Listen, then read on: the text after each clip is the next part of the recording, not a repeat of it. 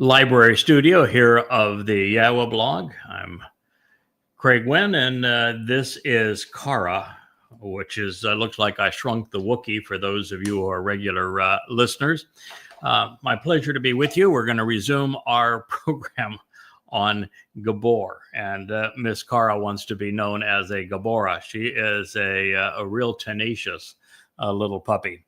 So it is my pleasure to resume where we took off in our last program. We are resuming with the 33rd Mizmor. Come to find out, it really is an extraordinary... Excuse me there, kid. Let's stay here on the set, okay? There we go. Let's not go over there. Thank you. Good girl. It is an extraordinary ride through the mind of Dowd as he explains what he represents not only to YAHOWah, but how the various pieces of this puzzle, this portrait that he is painting on behalf of his father, YAHOWah, will fall into place as we enter the last days. And it is a real pleasure to follow his thought process through the 33rd, 34th, and 35th Mizmor. I was thinking today, Rich and I, Rich is over at my far right here, as he is the master of the cables for these programs. And during lunch today, we talked about that with the onset of AI and the dereliction of thinking now among people, preferring to outsource that whole process of being discerning and being judgmental, acting in an intelligent way. This will be the last great essay ever written about God. And it is the first time that an comprehensive analysis of who YAHOWah is and what he is offering, what he expects in return, first time that we have seen such a thing now in what is 25 centuries, and maybe even longer than that. Moshe in Devarim created a very astute portrait of who God is, what he's offering and expecting in return. And we see the same thing later when Dowd writes the Mizmor, which are the Psalms, and also, excuse me there, kid, we're going to need that for the program, really. Yeah, for the teleprompter. When Dowd wrote the Mizmor lyrics for his songs and the Mashal word pictures, he, of course, painted the most vivid and revealing prophetic portrayal of YAHOWah ever written. The next great intellectual expose on God would be ascribed by Yeshayah, the thinking man's prophet, who covered really the whole landscape of the Jewish experience from the rebellious religious days all the way to YAHOWAH's ultimate and triumphant return with his beloved son Dowd. But in the intervening period, with the exception of some really awesome notes by some of the prophets, who mostly just revealed what YAHOWah had to say and didn't elaborate much on their own, we've gone a very long time, certainly every bit of 25 centuries, since there was a comprehensive expose on who God is and what he is offering. And I am quite certain there will never be another after this one. When you think about it, we went right to the basics. We searched for the oldest extant manuscripts of YAHOWAH's testimony, typically the Dead Sea Scrolls, and using the Masoretic text only when there wasn't a reference in the Dead Sea Scrolls. We then stripped every word of the diacritical markings that were created in the 12th century by Masoretes to cause the text to read as they wanted it to, literally changing the words by adding nonsensical diacritical markings, as if the 22 letters in the Hebrew alphabet were without vowels, when in fact there are 5 vowels and 17 consonants. And then to create an entirely new format of conveying God's message in the lingua franca of the day, the most intellectual language probably ever conceived in English, and the language spoken by more Jews and by more people worldwide than any other by a wide margin, in a novel fashion, in an amplified fashion, where the text itself is presented in a bold font, where the Hebrew words in their most generic form are put within the parenthetical, so that no matter what we're conveying to you for the first time ever, you not only have a far more comprehensive picture of what the words mean, but you have, for the first time ever, the means to validate and verify these translations for yourself.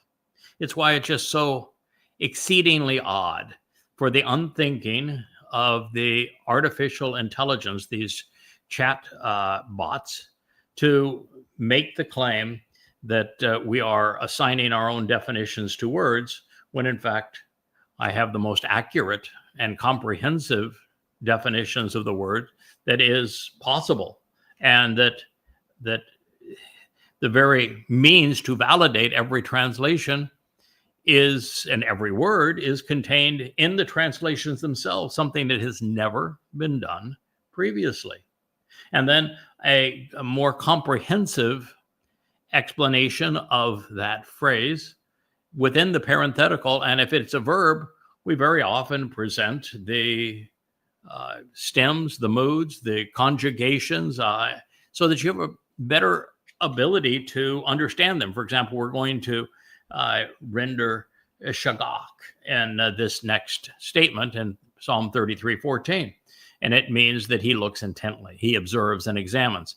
It was written in the Hiphil stem, which means that the subject, this would be God himself, being he, is influencing the object, which are those who are inhabiting the land, in a way that the intent is for those inhabiting the land to be more like God himself. And the perfect conjugation that says that he's not doing this all the time. He is doing it intermittently. And we should never get the perception that God is preoccupied with humanity, particularly in this phase where most people are so religious and political and therefore opposed to him. And then this was written in the third person masculine singular, which is important because every reference to Yahweh is masculine singular. But no one had ever done that before, so that you would understand exactly what is being conveyed. Puppies have short attention spans, as you can see. And then beyond all of that, the commentary and the translation. So here you have an innovative, amplified translation that is the first ever that is written based upon the oldest extant documents, scrubbed of all religious diacritical markings, and that one that is based upon examining the root of every word, the actionable root, and all cognates of these words to make certain that we have them rendered as precisely as is absolutely possible. And then we take that and we augment it with commentary so that you would understand to the greatest extent possible what God is saying, conveyed by someone who has done this for the past 24 years, 6 and 7 days a week, 10, 12, 14 hours a day, and who has been inspired literally by the spirits of Yahweh to get this done.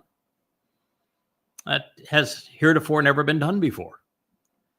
And then along with that, because of this gift of making the connections necessary to understand the ultimate value of intellect, and the very thing that seems to be no capacity for in AI, is discerning what is right and wrong, appropriate and inappropriate, and then drawing from related texts insights that take us from knowing to understanding, which is exceedingly rare. And that is way beyond the capacity of most people. It is certainly beyond the capacity of scholars. Scholars are people who know a great deal and understand almost nothing. And it is way beyond the capacity of the AI engines. So here we are with something extraordinarily unique, focused on the single most important subject in the universe: who God is, what he's offering, and what he expects in return. This is the last time that something like this will be composed. I'm here surrounded by two of the more recently published books, An Introduction to God, Volume 1, and YadaYahowah, Sarah, The Time of Troubles, which is Volume 9 of that series. 35 volumes, some 25,000 pages, all there, offered freely at YadaYah.com. No one's ever done that before. And we also have the issue that the reason that no one has attempted to do what I have done over the past 25 centuries is that Christianity has so muddied the water, as then has Islam and Judaism, creating this tremendous barrier to understanding. And they've done that by having men speak over God. And when you have religions which are, the most popular things within cultures and societies, becoming dominant within those cultures and societies, there is this misconception, and one that is unfortunately reiterated by AI routinely, that which is popular must be true, when there is no, and never has been, a correlation between popular and truth. That they are usually the inverse of one another. And so this is an exceedingly unique situation where I removed the rubbish. I wrote 5 volumes regarding Christianity to prove emphatically that the Christian New Testament is rubbish. Now, that would eliminate some 90% of the so-called biblical scholars, because I have proven emphatically, overwhelmingly, that the text that they have based their reputations on and that they serve is faulty. So their perspective as they look at the words of God and reflected in the Torah, prophets, and Psalms are automatically jaundiced by this pile of lies, and this series of 5 volumes removes them. And it removes them in a way that's irrefutable. I simply juxtapose Yahweh's testimony next to that of the authors of the Christian New Testament, and they're in conflict 100% of the time. And beyond all of that, would also write 5 volumes in opposition to the notion that Muhammad was a prophet or that Allah is a God, and that I prove that the Quran is by far and by any standard the worst book ever written. Again, clearing up misconceptions that there is such a thing as an Abrahamic religion and that we all worship the same God. I have to reduce those lies to rubble to even begin the process of analyzing and conveying what God had to say. And beyond all of that, I've even looked at the text of those books that are considered canonized in the quote-unquote Old Testament of the Bible, recognizing that God never uses the term Old Testament. That's anathema to him. And he would never, ever use the term Bible, because it's based on Babel, which means to confound and confused. So when you look at what God said, particularly in Devarim, twice, on giving us instructions as to how to determine whether or not a text, a book, or any prophetic claim was from him or not, we find that there are many books that are canonized within this Old Testament of the Bible are as faulty as the concept of Old Testament and Bible, including Job, including the book of Ezekiel, including Ecclesiastes, the Song of Solomon, Esther, are all examples of this. Jonah, another example. They're absolutely false. And since God gave us the means to prove them so, I've done so. And in so doing, you also clear the way to present the truth polluted, if you will, by Judaism, which I also refute. And if you're listening to this program, you need to know there's nothing like this ever. Because even with the profound insights that are provided by Dowd, David, by Moshe before him, and by Yahshua after them, there is no attempt by any of them to expose and condemn the most popular religions of the day, such as Christianity with 2.5 billion followers, that I absolutely destroy in a manner that can't be refuted. Other than to say, well, most people disagree with him, so therefore he must not be telling the truth. It's, this is intelligence by artificial intelligence that literally can't think. It doesn't matter how effectively you make the case, they're simply programmed to regurgitate that which is the most popular. That's what they do. And so even the three great minds that I have shared didn't do exposés negating and proving that Allah is not God and that Muhammad was not a prophet, that Paul lied and was demon-possessed, and that the Christian New Testament contradicts Yahowah and his Torah and prophets throughout, or that there are many books that are included in what's called the Old Testament of the Bible that don't belong. You have never witnessed that previously, and you will never see it again. And it can't even be done today. This is the last bastion of human intelligence brought to the topic of who God is, what he's offering, and what is expected in return. Even those that I trained to be able to translate and then to think like God, such that they could deduce relevant and accurate insights, have no capacity to do so, and just wallow in all manner of absurd opinions. So this is a very unique situation. If you benefit from it, you will be among the few. If you act upon it, you'll be essentially one in a million. And you will have to exercise something that is very quickly departing from the human experience. Actual intelligence, mental acumen, discipline, being discerning and discriminating, deducing the difference between fact and fiction, right and wrong, good and bad. So it's an extraordinary situation. I hope you capitalize upon it.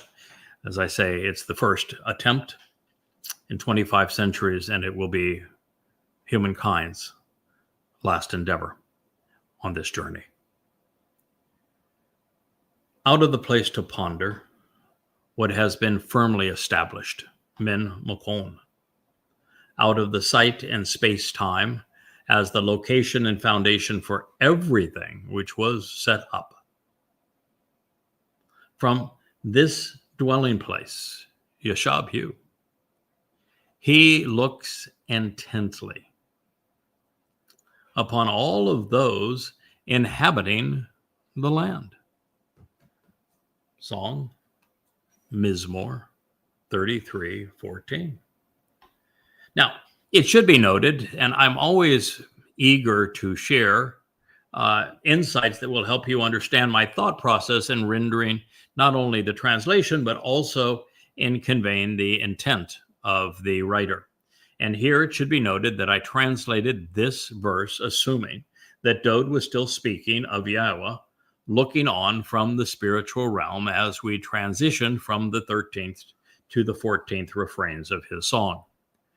But since the previous statement concluded with a reference to the offspring of a particular man, it could be an affirmation that God will establish his Nakri, observant foreigner, in a dwelling ideally suited to examine his testimony, to learn and then to share it.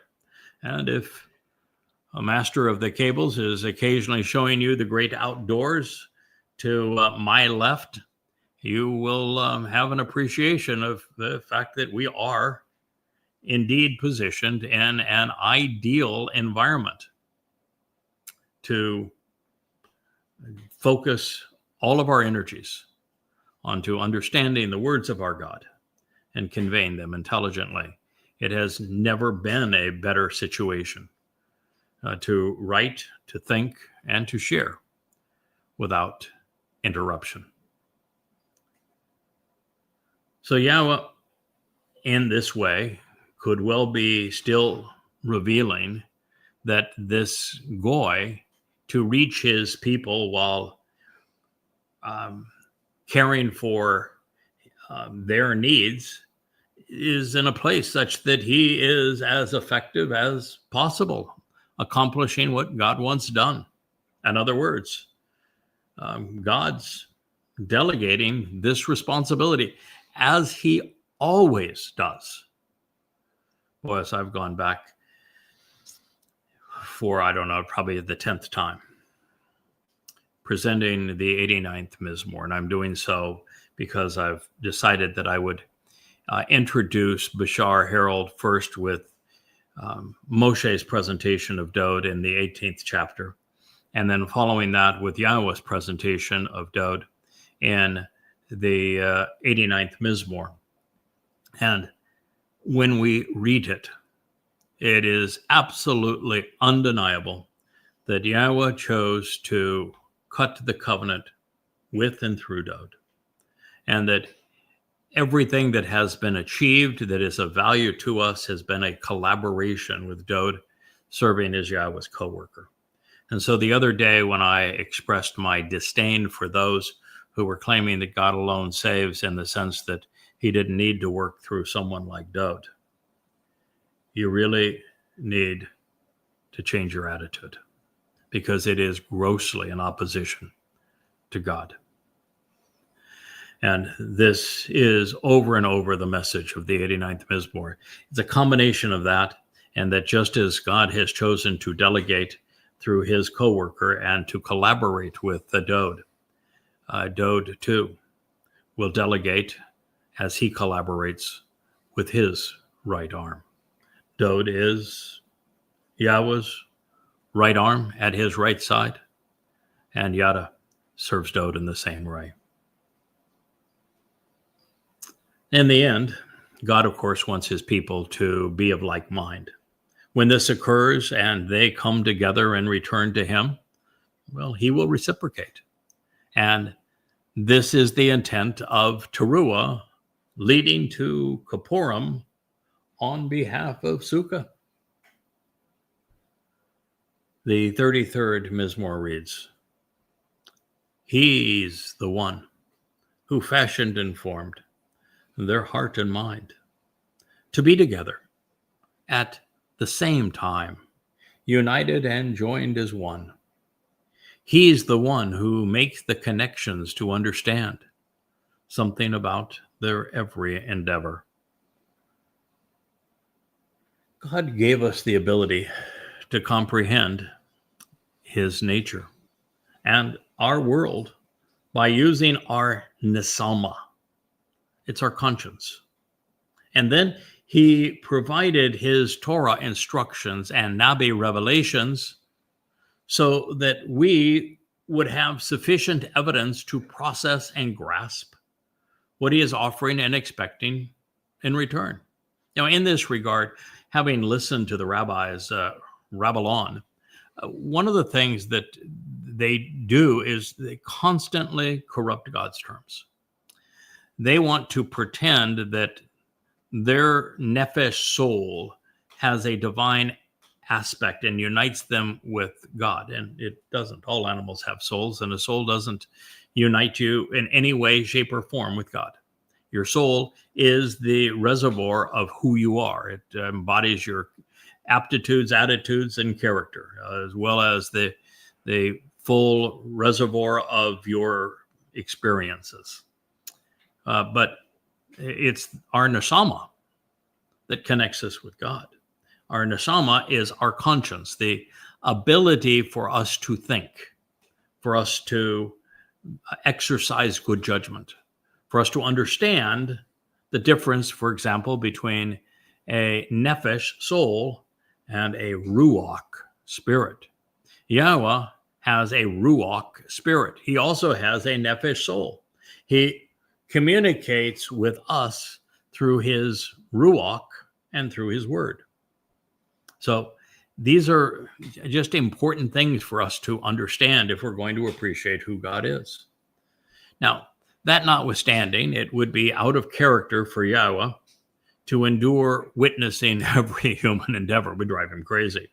And so the job of investigating and excoriating the most egregious crimes, and especially the formation and promulgation of Judaism, Christianity, and Islam, conspiracy, and anti-Semitism, is going to be assigned to the most uncompromising of God's children.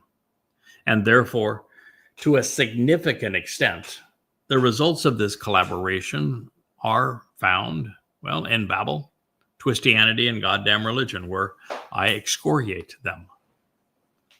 Now, in these next statements, Ein, which typically serves as a form of negation, is used to introduce our king rather than to negate the verb, which is yasha, salvation. Therefore, the most rational option is to introduce the narrative using the interrogatory potential of Ein, which would therefore ask, did not, has not, or will not. This being the case, Dowd as the king is encouraging us to ponder the fact that our salvation was a collaborative effort and that it took considerable courage and strength for him to play his part. Even with God doing most of the work, this was a tough duty. Also interesting, as we make our way through this trilogy of pronouncements on salvation, we find Dowd, our Savior, using three different Hebrew words to convey deliverance: Yasha, not Saul, and Teshuvah. Excuse me. We have a young dog that I think is chewing on cardboard and not a cable, but I guess if she gets the cable, we'll find out soon enough, won't we? And collectively, I suspect that the resulting implications are prophetic. In particular, Yasha, the first three of these, is the result of recognizing and accepting what Dowd and Yahowah achieved by fulfilling Pesach, Matzah, and Bikuwrym. Therefore, it is not politics, religion, or patriotism that will save.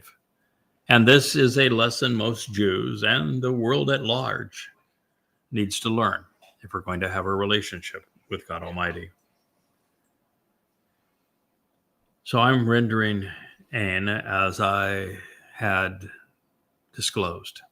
Did not the king prevail and deliver salvation through tremendous strength and an abundance of power, showing the ability to endure the anguishing travail?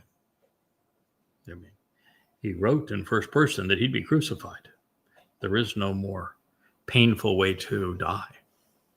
Of course, it was his body that suffered, but his soul would suffer too, because his soul would carry our guilt into Sheol. He endured hell to perfect us. So indeed, did not the king prevail and deliver salvation, Yasha, through tremendous strength and an abundance of power, showing the ability to endure the anguishing travail. Which brings us to the word of the show, Gibowr. This mighty, courageous, capable, and confident man does not deliver salvation, nor is he spared and drawn out by his considerable qualifications, capabilities, or strength, even his steadfast endurance. Oh, wait a minute. Is that a conflict? Or is God, our Dowd, actually saying, no, not conflict, collaboration? So he's saying, yep, it took big time, strength, power, ability, and this fortitude to endure the travail of fulfilling Pesach and Matzah. And even though there is no one more Gibowr than Dowd, mighty, courageous, capable, or confident, he did not deliver salvation on his own, not even considering that his qualifications were more considerable than anyone else who has ever lived. It's the Son of God. He's the Messiah. He's the former and returning king. He's the chosen one. He's the shepherd. He is a Nabi, prophet. I don't get any more qualified. He is the main branch. He's Sadak, right. He fought constantly, 66 battles to defend Israel, won all of them. He's articulate. He wrote most of the Mizmor, Psalms, and most all of the Mashal, word pictures, Proverbs. So even considering that he is the most courageous, capable, and confident of men, he does not deliver salvation or spare by his own considerable qualifications, capabilities, or strengths, even his steadfast endurance. No, it is a collaboration. It is just a gruesome way to die by being crucified, unless that crucifixion on Passover is orchestrated by God so that Dowd's Bashar body represents the Lamb, and that God provides the benefits of the covenant of prolonged life based upon the doorway to life being opened by Dowd. And Dowd can't carry our guilt with his soul into Sheol, never to be seen again, unless Yahweh is orchestrating the entire process. So the proper perspective on Dowd's fulfillment of Pesach, Matzah, and Bikuwrym is conveyed in this pronouncement, offering his body up to the brutality of crucifixion to extend our existence, while agreeing to carry our guilt into Sheol to perfect us, took more strength and conviction than we can fathom, and that any one of us could possibly muster. And yet, with all of the strength and fortitude Dowd had to offer, even as the ultimate Gibowr, courageous and combative man, with the most glorious resume in human history, he alone was not nearly enough to endure the anguish of this travail. Saving us would require the best of man, along with a mighty assist from God. They fulfilled Chag Matzah together.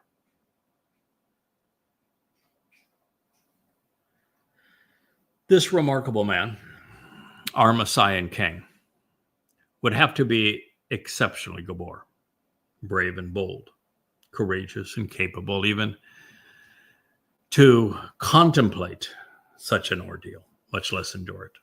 And yet he knew it would be beneficial to many, saving us from ourselves, and that it would make his Father exceedingly proud. Therefore, the fulfillment of Chag Matzah, as will be the case with Chag Sukah, will be the ultimate collaboration between God and man. Now, there is more to this particular story, that Yahweh wants us to understand. The misguided and religious want to project a false notion that men and women should be humble, mild-mannered, subdued, and meek around God to garner his support when the opposite is true. I mean, Dowd began by saying, I had to be unbelievably tough to get this done. And even though I was as Gibowr as there will ever be, I didn't do this alone. But he didn't do it by being wimpy, by being meek, by being humble. He did it by being Gibowr. And Yahweh saw this man who was resolute and tough enough for him to work with. And that's how they got it done. Exactly the opposite of the really weak and meek religious peoples out there. That's why they have an affinity for their mommy god, because they don't appreciate Yahweh's affection for those who are tough, resilient. Supreme confidence and courage is ubiquitous among the men of Yahweh's choosing. Both are baseline requirements to prevail throughout the storms that always build around those who speak for God by condemning the religious while advancing Yahweh's message. Therefore, not only does Yahweh uphold his preferences for Gibowr, confident and courageous, there is no Hebrew word for humble or meek. Apart from addressing those God is deliberately subduing in opposition to him. And while anah, with a wah at the end, is commonly, albeit errantly, rendered humble, it is from the verbal root anah, with the hey at the end, which actually means responsive.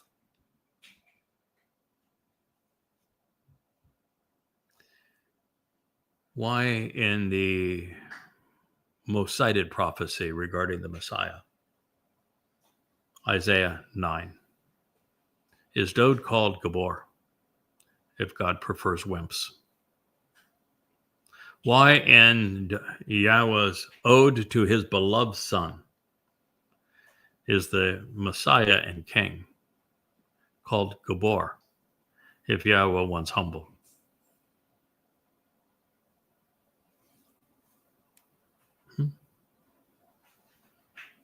Do you think that God could have achieved the fulfillment of Pesach, Matzah, and Bikuwrym with a humble wimp?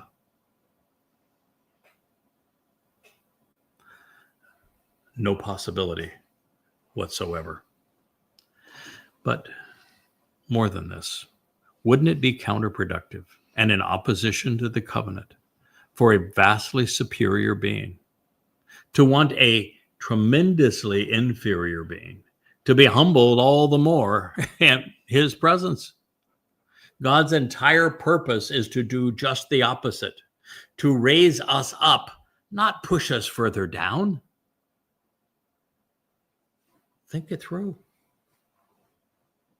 Why does God encourage us to approach the presence of the fire during these invitations to meet with him?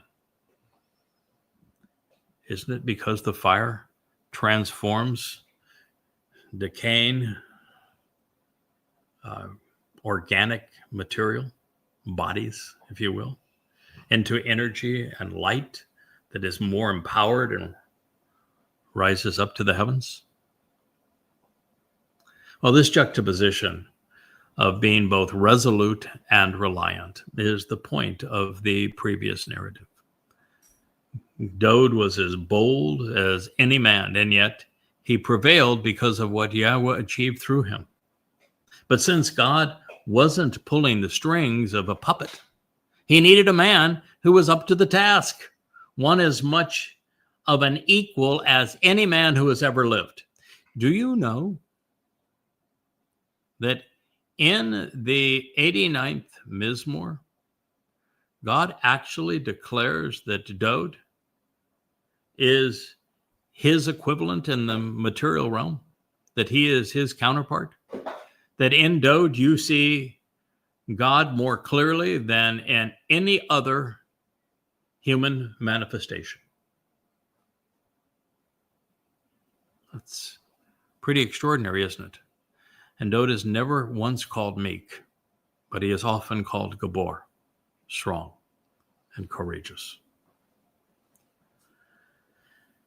In fact, the very few times that Dowd showed that his emotions got the best of him and that he was not as strong or as rational as he should have been, we find both God and man correcting the king. So this juxtaposition of being both resolute and reliant, it's the whole point of what God's trying to say. Now, I understand that those who have failed to accomplish anything of merit in their lives and who are jealous of what others have built and achieved view confidence as arrogance. But in fact, arrogance masks insecurity, while confidence is the result of having a sober assessment of one's limitations by having stumbled in the process of achieving something. In fact, not only does confidence come from righting wrongs while turning obstacles into opportunities, the resulting confidence becomes more enabling as it serves as a conduit for understanding. It is required to document 10,000 unheralded insights and conclusions in 35 books, and then publish them openly and subject them to criticism, and to turning on the lights and the camera during live streams on something as vital, as exacting, as expansive and expressive as Yahweh's preferences and plans. Confidence is the currency of the Yahowah vlog. Yahweh would have it no other way. This note: we can be assured that Yahweh examined Dowd's soul before choosing him. That's really the very possibility, since we have no knowledge whatsoever of Dowd's inception. That Dowd is a soul that Yahweh may have known before the universe was created. It's interesting that Dowd is the man without a mother. Never mentioned, says nothing. There is no reference to her of any kind. And he was a man without much of a father. Yishay was a jerk. Dowd was in Bethlehem because of a fractured family. Now, I want to speak a little bit about that because I do reference this fracture in what was a covenant family that transpired a year ago at this time. And I want to actually thank them for being so belligerent, because without them doing so, two things would have been very different. You know, if you look at the life of Abraham, he had a fractured family. It was a horrible rift with Hagar and Ishmael, and between Sarah and Yishak, even with Lot, who turned out to be a real scallywag. Then you look at Jacob and the infighting between his wives and the horrible state of what happened amongst his sons. You even look at how before him, Yishak was played by his wife, such that he was tricked into blessing the second rather than the firstborn son. And you turn to Moshe, and he was constantly assailed by the stupidity of Aaron and the arrogance of Miriam, his brother and sister. He had the entire family of the children of Yisrael at his throat, wanted to stone him. You turn to Dowd, His king and people turned against him. His wife assailed him. His own son led a coup against him. And you ponder all of this and you say, why? Why? These are the exemplars in telling God's story. Why would they all suffer from a fractured family? Isn't the whole purpose of the covenant to have a unified and loving family? And with every one of these people, we have a fractured family, and it's an embittering situation. Indeed.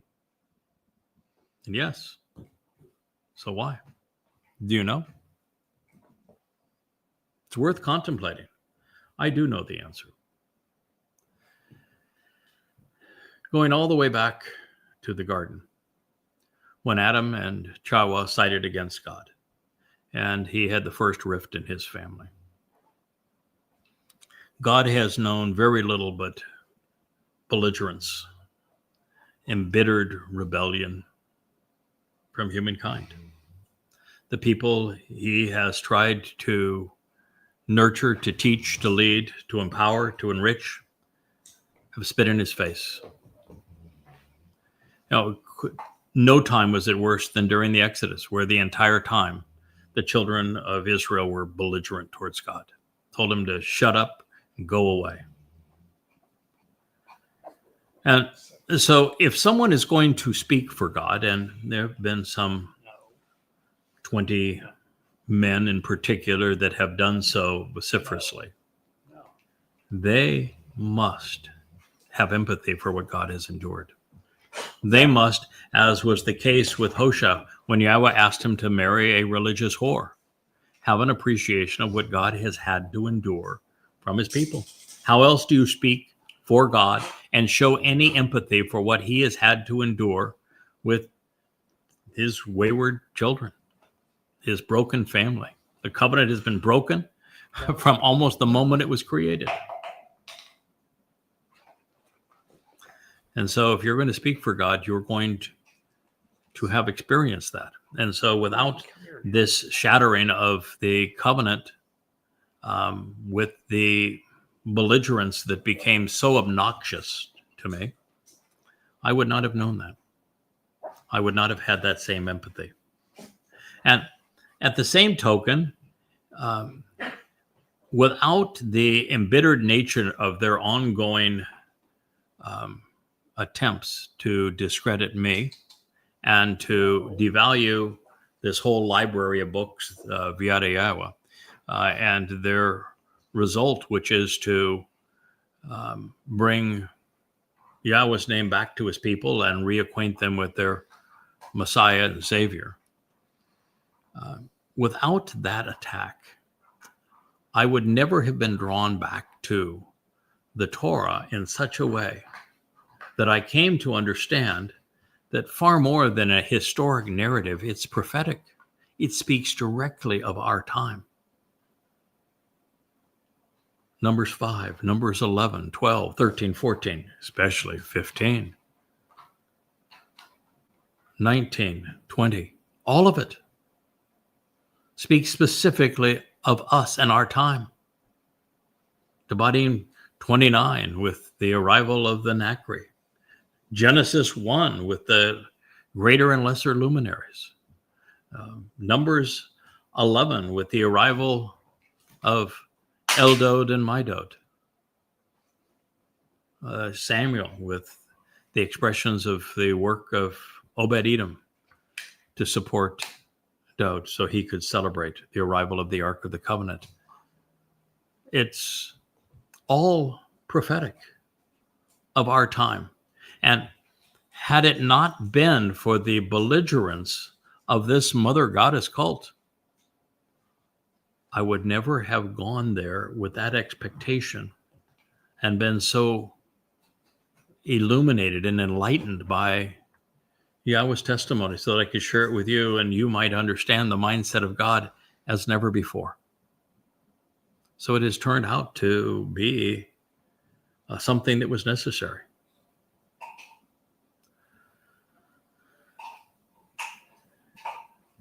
We must know that as it relates to God, we can be assured that Yahowah saw in Dowd these exemplary attributes and characteristics before he chose to engage with him.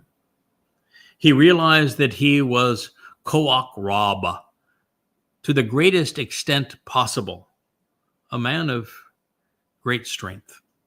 He saw something special in this man that he would claim as his son, not just competency, but the confidence and the conviction, the courage and character to go to hell for a heavenly cause. Would you do that? He did. And may I ask, after all but 2 of those investigating the promised land, as portrayed in Numbers 13 and 14, all but 2 of them were humbled.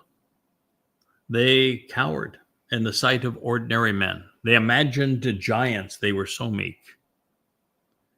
If God was looking for meek or humbled, why did God preclude entry to the meek if being timid was a desirable trait? Why were there 2 bold men who were courageous and confident in Yahowah's presence allowed entry, while the mealy-mouthed and weak-kneed were not just excluded, but exterminated? All of those who were meek and timid and too humble were exterminated. God had such disdain for them. Presented another way, those who are confident in their relationship with Yahowah and who actually know him never bow before him. We never worship him. We have no fear of him. We never cower in his presence. And yet, we understand better than anyone how much smarter, wiser, and greater Yahowah is than we are, which is why we're so respectful of him and reliant upon him. And this leads us to the realization of what Yahowah values in men. We know that when we offer it, God can use us. Moshe, Dowd, and Eliah exemplify this attitude to the greatest extent possible. And I'd like to throw in an attaboy for Yeshaya Isaiah too. Now, perhaps this will help. In the manner to which to reveal the way to receive the benefits of the relationship, I existed with Moshe. I will be with you. I will not fail you or withdraw from you, and I will not abandon you or neglect you. This is Yosha, as in Joshua 1:5. Choose to be strong, to be tough and empowered, chazak, firm and resolute, and you will prevail. And be steadfast and courageous, bold, amatz, and you will cause these people to possess the inheritance of this land, which I promised to their fathers to give to them. Yah liberates and saves Joshua 1:6. Any questions? This mission is to bring Yisrael and Yehudim back to Yahowah, so that they recognize that Dowd was not only the Messiah, Son of God, the former and returning King, but our Savior. And in so doing, this remnant that survives the time of Israel's troubles will inherit the land and the earth. That is the mission, and it cannot be achieved without being strong, tough, confident, empowered, and resilient. You have to be steadfast and courageous for Yisrael and Yehudim to benefit. Keep in mind, you're speaking against everyone. God's message is so unpopular that it is an opposition to 2.5 billion Christians, 2 billion Muslims, 1 billion Marxists, close to 1 billion right-wing wackos like the MAGAs in America,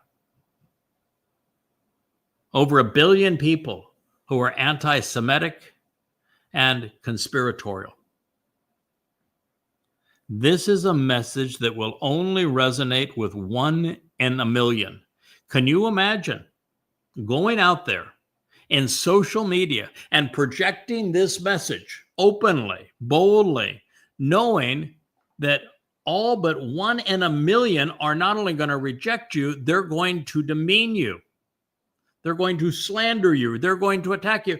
Hell, even the goddamn AIs will say, oh, he is defining his own words. That sounds like that Craig Winn guy. And, you know, the scholars, he's not a scholar, and the scholars disagree with him.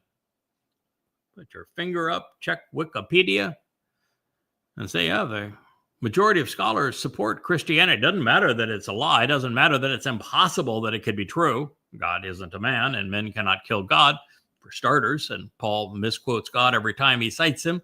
And Paul even admits that he's demon-possessed. But, you know, the AI, we don't think. Can you imagine? You're in opposition to all of the AI for that reason. You're in opposition to every anti-Semite. Look how popular the anti-Semites. Look at Candace Owens now has got the #1 influence designation in the world. Look at Tucker Carlson, demon-possessed and anti-Semitic to the hilt. Millions and millions of followers.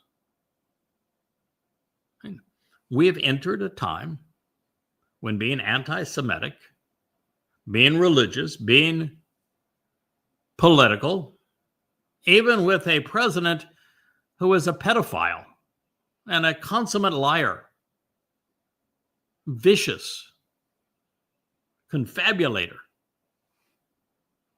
And they all have audiences. This job has none. When God chose someone to do this job, he had to pick the personality of a bull because no one else would prevail.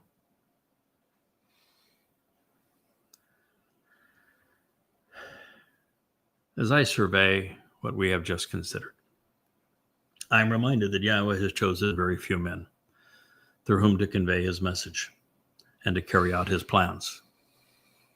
Even with an enormous divine assist, there are fewer than 1 in a billion who are willing to endure the aggravation and anguish that comes with representing Yahowah in an unreceptive world, prone to attack and to jeer his witnesses because they all speak against the most popular religious claims and political positions. The reason that there are so few is because what these men endure is particularly arduous. The mission requires devotion and fortitude because they play out over many decades and they typically consume every waking moment along the way. The scope is typically overwhelming, bringing even the most Gibowr to despair at times because the responsibilities are enormous. They're unrelenting. Religions must be impugned to most everyone's chagrin. Politics have to be repudiated to the great consternation of the masses. Conspiracies, the fastest growing belief system in the world, must be rebuked, and naysayers thrust down and dismissed. Even more, in several cases, particularly with the ram and the bull, the job includes a horrifically painful sacrifice on behalf of people who have been even belligerent up to this point. The worst of the worst that must be endured by God's chosen implements are the insider attacks. Moses' life was filled with them. When he risked his own life to protect his kin, they turned on him, and they threatened him rather than thanking him. Throughout the Exodus, his brother and his sister attacked him and tried to speak over him. He was constantly abused and seldom appreciated during the 40 years that he spoke for God, and he tried to lead his people home. They would rather have stoned him.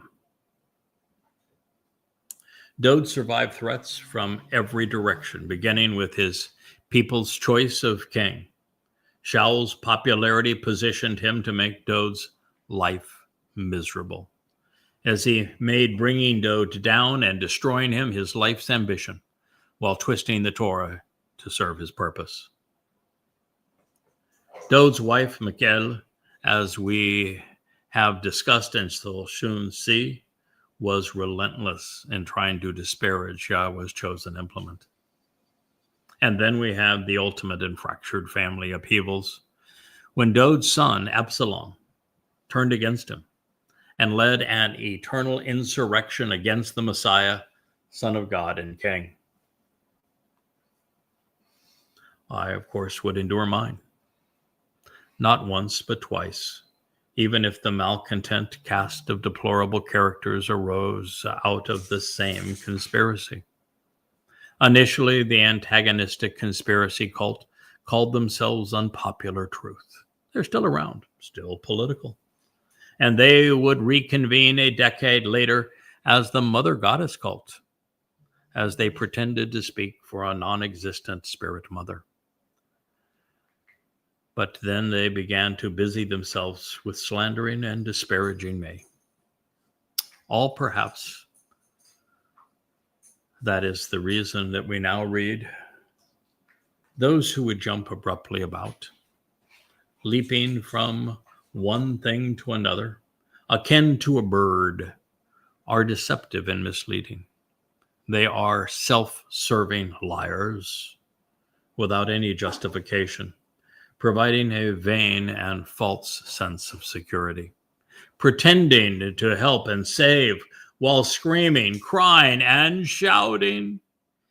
Even with the group's impressive ability to twist and to dance about, it can't save, can't even escape, nor spare itself from the ensuing harm. It cannot so much as deliver a single child. Mizmor Song 33:17. Do not make the mistake of believing for a moment that Dowd, as king of Yisrael and soon to be king of the universe, and his father who was inspiring him, the creator God of this universe, would stoop to the level of exposing someone as ridiculous, as self-serving, as psychotic, as the founder of this mother goddess cult that is living their lives for no other purpose than to assail me. Because they have, and I will explain why. Now, we can come to this conclusion for a number of reasons, but lead among them is that there are two main Facebook sites. Rather than being an expression, teaching people how to explore and examine the Torah and sharing insights about God is closed. Invitation only. They're just too busy yibber-rabbering about things that make them feel good so that they can condemn me to even have it open for review. Private site. You know how many private sites I've had over my lifetime? 0. If I learn something from God, I share it, and share it openly, freely, and immediately. And on there, we hate Craig, even though everything they know that can be understood came from me, and everything they believe came from the malignant mother goddess. That is their fixation. One day after another, posting lies that somehow make them feel better about themselves. Now, why? Why would you ask? That God would besmirch them, that God would say they're not capable of saving anyone, that they're nothing but self-serving liars without any justification, providing a false sense of security, pretending you're all covenant, you're all going to be part of the harvest, you're all going to be saved. Hey, Craig, he's crazy when he says that you're no longer part of the covenant, that the best you could hope is your soul will cease to exist. How dare he say that? Well, that's what God is saying here, isn't it? Why would he do so? Because we have gone 2,500 years, approaching the very terminus of life as we know it, without anyone knowing Yahweh's name, without anyone recognizing the achievements of his beloved Son, our Savior, without anyone having any idea that there were 5 conditions and 5 benefits of the covenant, or that the Moed Mikra enable those benefits, or that Dowd fulfilled the first 3 of them, that his Bashar will fulfill the next 2, that make it possible for Dowd to return as king on Kipurym, and that the earth will be returned to the conditions of Eden on Sukah. None of this was known. It is all essential. And so you finally have someone after 2,500 years that has the fortitude to do the study, to share the information, and to make these intelligent deductions about who God is, what he's offering, and what he expects in return. Finally, Yahweh's name is reintroduced to his people. Finally, Dowd's dignity is restored. And then you have this mean-spirited, malignant mother goddess cult trying to tear all that down with no time remaining for any other opportunity to prevail. This is the last and final hope for Yisrael, for Yehudim, for anyone who wants to know God. And they are doing everything they can, no matter how foolishly, to tear it down, while at the same time telling one another, oh, you're just fine. You can scream, you can cry, you can shout all you want. You can be just another bird brain out there leaping from one thing to another. You can be deceptive, you can be misleading. It's all going to be just fine for you. Oh, no. No, it won't. You've condemned your own soul. The very best you can hope for at this point is that your soul dissipates into nothingness. And for many, many, many of you, it's going to be far worse than that. You picked a fight with the wrong person at the wrong time for the wrong reason.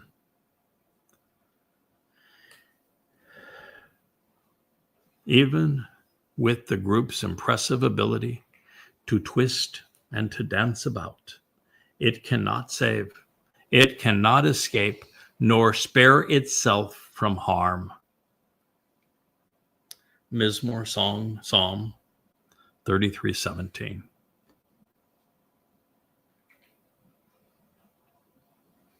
Dowd in particular is focused on this mission, on books such as ComingHome, particular this series, but also in books like this that explain what's going to happen over the next 7 years, leading to his return. All because without them, the remaining Moed Mikra are not fulfilled. Dowd does not come back. The earth is not restored to Eden. Becomes a lifeless place. Dowd has so much writing on this. The man who endured Pesach, Matzah, and Bikuwrym, so that we might live and be part of God's family, recognizes that if it was not for our collaboration, it would be all for naught, because no one recognized what he had done. No one. And so they're focused on protecting this message against all who would attack it. And they are exceedingly devoted to providing all credibility that they can possibly muster. And we're talking about God and his beloved Son, the King of the universe, for this man and his collaboration with them.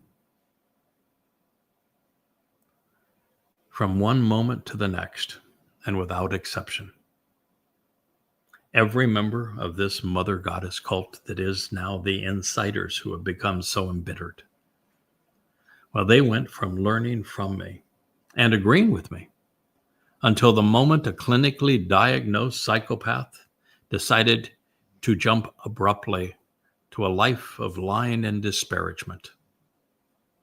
She and her initial followers all went from being the most insistent that everything I was learning from Yahowah and openly sharing with them was right, to wholesale deception, claiming to speak on behalf of a non-existent spirit mom.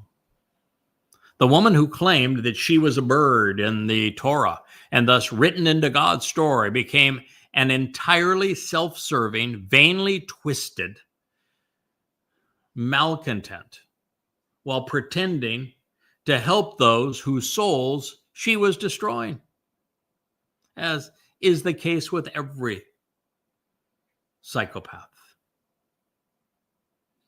She told those that she had openly disparaged that she was supporting them.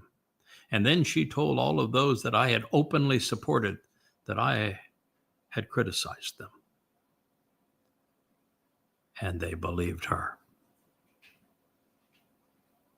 showing no judgment or discernment whatsoever.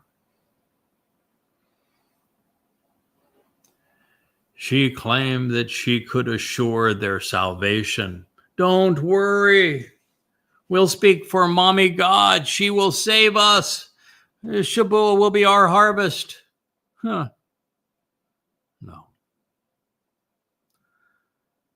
They forfeited any assurance of salvation. Far worse, with their vitriol, with each and every word, they increased the likelihood that they will end up in Sheol. Not my doing, theirs. It is evident that Yahowah is aware of them and that he despises them. Now, I can't speak for Spirit Mom. She might love them. If they could only find one that was real, that might be beneficial to them. But we have witnessed scores of prophecies like this one, warning the world about them. Scream and cry as they may, the mommy goddess cult is at the very best, a death sentence to the participants. And they may impress themselves with their irrational rantings, but no one who succumbs will be spared of their harm. So saith God. Dowd's next observation is consistent with everything we have come to know about Yahowah, and it is why I interpreted the previous statements in a manner which reflect his sentiment. God respects those who respect him. His focus is on those who persist and endure, accomplishing what he once achieved. It is our unfaltering love and steadfast devotion to our Father that draws his attention to us. As a result, these are the souls Yahowah spares from the indignity of death. Even in a world starving for a lack of knowing, there are those God has promised to keep nourished forevermore. Behold, the vision of Yahowah is on those who respect him, on those who resolutely persist and endure.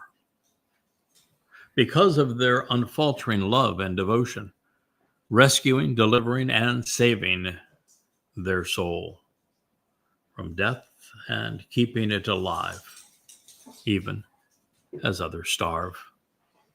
Mizmor, Psalm 33:19.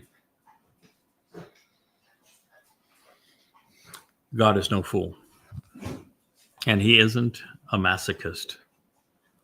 So he loves those who respect him and appreciate him. After all, there are very few things more annoying than unrequited love. It's to be avoided, as are those who fail to return God's kindness and affection. Most of us, particularly in our youth, have experienced unrequited love, have we not? Some boy or girl out there, man or woman, that superficially, at least, we thought was going to be our perfect match, and that they should be ours, and they thought otherwise. And it is a giant hole, a sense of vacuum, when our fascination with them is unreciprocated. There's no reason for God to endure that. It would make him less than who he is. But more than this, to be included in Yahweh's covenant family, we are expected to contribute. Working together is not only a way to show our appreciation, it pays dividends. It enriches our lives and the lives of others. And so while most remain inadequately nourished for a lack of effort, those of us who till the soil for this harvest that God intends, we live very long and fulfilling lives. Now, there are only two men whose bodies will be pierced on behalf of the covenant, Dowd and Yada. But we can all open up our souls to God such that he can cut us into the relationship. And we make ourselves available to him by accepting the prescriptions he engraved for our benefit. And they're presented throughout the Torah. Our lives become more productive when we are receptive to the idea of God helping us achieve a worthy result. You know, Yahweh is a great supporter of vibrant collaboration, especially when his coworker contributes as much as is humanly possible. The weaker the man, the less the partnership. And while it's only natural that God would want to protect his coworkers, especially with so few of them, they must endure hardship to develop the requisite backbone to stand up under such unrelenting pressure.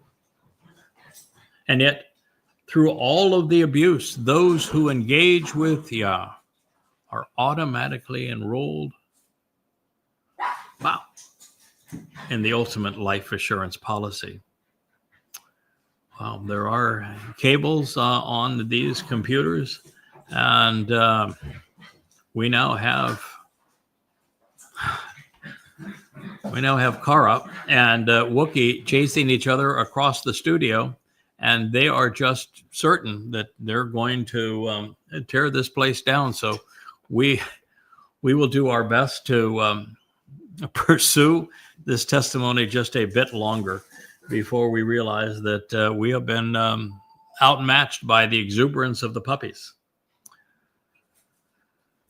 So now that we are aware that God has enrolled those who are bold enough to engage with him with the ultimate life assurance policy, let's consider what more our Messiah and King had to say. He said, our soul and consciousness, our nephesh, long to be pierced and to cut us into the engraved prescriptions for living, Sukah, to approach Yahweh, who is our helper and our protector. Isn't that amazing? So for those of us who know Yahweh, our souls, which is the part of us that is observant of our environment and can respond to it. That's the difference between plants and animals. Animals have souls which enable them to witness what's happening around them, to experience it, and then to respond in an appropriate manner. So our souls and consciousness long to be pierced, to cut us in to the engraved prescriptions for living, to approach Yahowah, who serves as our helper, our assistant, and our protector is he. Dowd was, of course, pierced, fulfilling Pesach, and Yada will endure the same on Taruwah as the Adam of Parah. It is a gift willingly offered because the sacrifice is used by Yahowah to cut many into the covenant by way of the engraved prescriptions for living, which permeate his Torah. In this way, those harvested and gleaned, as well as those purged of their guilt, are able to approach Yahowah. Reaffirming what he has stated previously, those who work with Yah are supported by him. God helps those who help him accomplish what he wants done. It's as it should be. Reaffirming what he has stated previously, we need to have a complete appreciation of God's desire as it relates to humankind. He wants us to engage with him, and those who do, God supports. Now, our time spent alone with God, listening to him, is always joyous. It's fulfilling. Publicly, however, this is a different story. When we are exposed to millions of embittered malcontents promoting religion, politics, or conspiracy, the experience is challenging to the point it can be exasperating. It is so bad, the two most formidable souls in God's cast of characters, Moshe and Dowd, they both buckled under the pressure and completed their initial lives just simply going through the motions. It took too much out of them. Many were vicious. They were condescending for far too long. And so while confidence is the catalyst of success, insider abuse is the most debilitating of all plagues. This is why it's so serious. It's why Dowd and Yahowah are so active in confronting it. Look what Yahowah did when Miriam tried to insist that she also spoke for Yahowah after denouncing Moshe's wife. I mean, he not only came to support Moshe, saying that he was the one he had chosen and appointed, and explained exactly how we know that God chose Moshe and that he didn't choose anyone else at that time. He struck Miriam with leprosy. He said, it's as if your father spit in your face. He ostracized her from the community. God took this very, very seriously.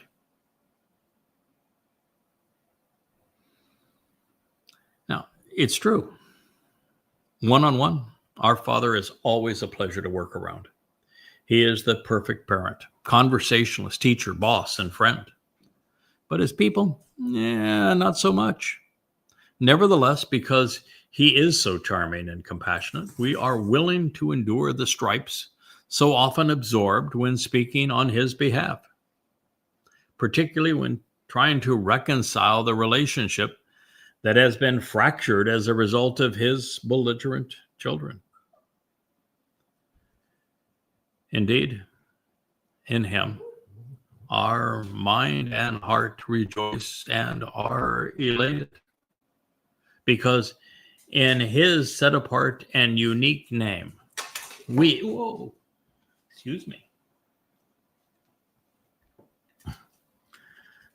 this is the larger, obviously, of the two. He would love to have my iced tea now, but has not learned how to drink it out of a bottle. So indeed, in him, Our mind and heart rejoice and are elated because his set apart and unique name, in it we trust and rely. Bashak 33:21. Yes, indeed. In Yahowah, our mind, our heart, our thinking, our inclinations rejoice. We express outward joy. Our attitude is elevated. And this is because in his name, which we know to be set apart and unique, we trust and rely. We are confident and we depend. There is no disunity between confidence and reliance. The more reliant, the more confident. And when both reach their maximum potential, success is assured. With Yahowah, relationships begin with his name and quickly migrate to the point that we love him and we respect it. Yahowah's name is a source of joy and of pride.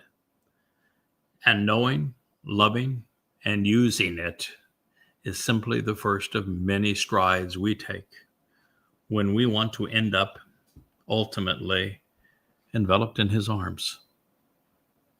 Recognizing that Yahowah chose us and that he is steadfastly devoted to those of us who respect him. Isn't it appropriate for us to return both favors? Yahowah has chosen to always be steadfastly loving and eternally devoted to you. It is for us in a manner consistent with the way to receive the benefits of the relationship, the means to endure and persist by approaching you. Yes, indeed. Yahowah has chosen to be steadfastly loving. He's eternally devoted to us. So isn't it appropriate for us in a manner consistent with the way that he has presented the means to receive the benefits of this relationship, to endure and to persist by approaching him? And that Yahowah wants to be with us, and that he has devoted himself to our well-being. The only thing keeping us apart really is our attitude towards him. Therefore, when we acknowledge and accept the means to receive the benefits of the relationship with him, we are assured of living in his presence and of receiving the benefits, as has been our custom throughout this Coming Home series now, that we have completed the 33rd Mizmor. I'm going to present the whole of it. Here is the king's narration without interruption. Those who are correct have chosen to overcome by singing and shouting joyously. With Yahowah, the approach is straightforward and upright. It is appropriate and fitting. It is laudable and excellent. Choose to express your appreciation, conveying what you know, while extending your hand. For Yahowah, with a harp or lyre, along with 10-stringed instruments, play an uplifting song to him. Of your own free will, sing a restoring and reaffirming song to him. Choose to do so cheerfully, performing appropriately while playing instruments, especially during Taruwah, as the herald sounds the trumpet. Indeed, the word of Yahowah is straightforward and right, and all of his work is trustworthy and reliable. He demonstrably loves those who are right. Therefore, the good judgment, loving benefits, and favors of Yahowah will fill the earth. By the word of Yahowah, the universe and spiritual realms were made, and by the spirit of his mouth and resulting speech, all of their host. He gathers as a barrier the waters of the sea. He offers to provide an inexhaustible source of water. Within the treasured storehouse, he establishes and positions the water, causing them to stand up in a supernatural manner. Something you'll witness on Taruwah, should you be there. Out of reverence, respect, and admiration for Yahowah, all of the earth, every inhabitant of this world will choose to either conspire to incite a rebellion against him for fear of him, or they will profoundly respect and genuinely revere the foreigner who is dwelling among them. Your choice.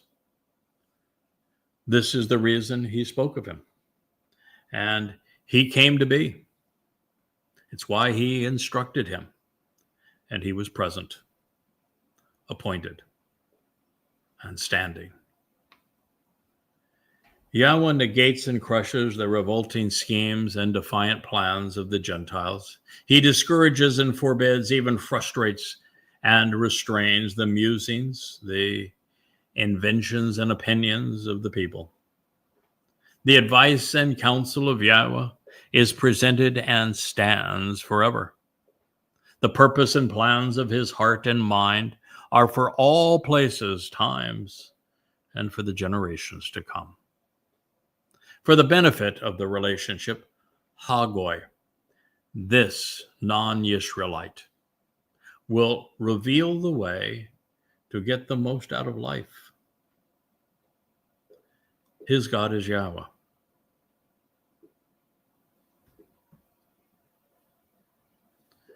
His God is Yahowah. He has chosen and desires the family and these people as his inheritance. For himself as his assignment. From the spiritual realms of the heavens, Yahowah is perceptive and observant. He sees what pertains to the entirety of the offspring of this man. Out of the place to ponder what has been firmly established, from his dwelling place, he looks intently upon all of those inhabiting the land. He's the one who fashioned and formed their heart and their mind to be together at the same time, united and joined as one. He is the one who makes the connections to understand something about their every endeavor. Did not the king prevail and deliver salvation through tremendous strength and an abundance of power, showing the ability to endure the anguishing travail? This mighty, courageous, and capable man with tremendous confidence, yet even he does not deliver salvation, nor is he spared and drawn out by his own very considerable qualifications, capabilities, or strength, even his steadfast devotion. Those who jump abruptly about, leaping from one thing to another like a bird, are deceptive, they're misleading, and they are self-serving liars without any justification, providing a vain and false sense of security, pretending to help and to save, while screaming and crying and shouting. Even with the group's impressive ability to twist and to dance about, it can't escape, nor can it spare itself or any child from harm.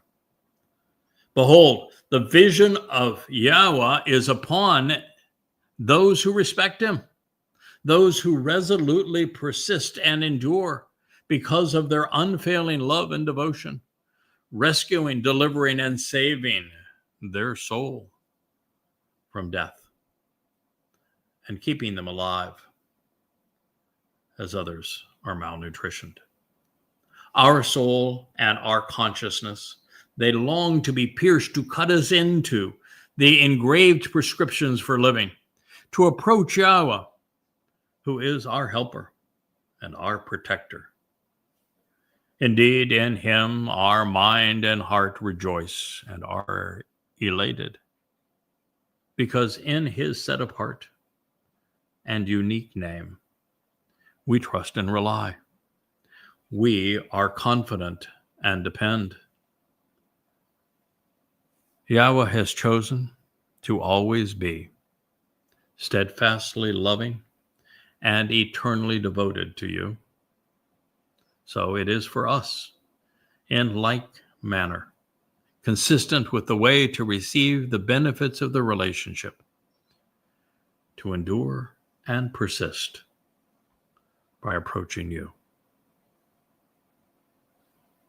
Thank you so much for this time and for being part of this enterprise devoted to the elucidation of the most important realizations ever processed in the minds and hearts of men. And we're out.